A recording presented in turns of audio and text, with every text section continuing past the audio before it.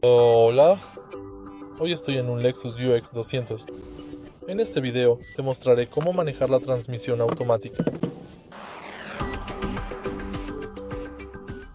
Al principio, echa un vistazo al centro del auto. Justo aquí tenemos esta palanca. Para cambiar de estacionamiento a reversa, pisa el freno, empuja la palanca hacia la derecha y hacia abajo. Para cambiar de reversa a neutral, empújala hacia abajo y lo mismo para drive. Una vez que estamos en modo de conducción, podemos empujar la palanca hacia la izquierda y ahora puedes cambiar de marcha manualmente usando las paletas detrás del volante.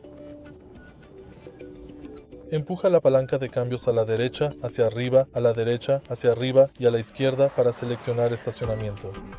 Si te resultó útil este video, por favor haz clic en me gusta, comenta y suscríbete.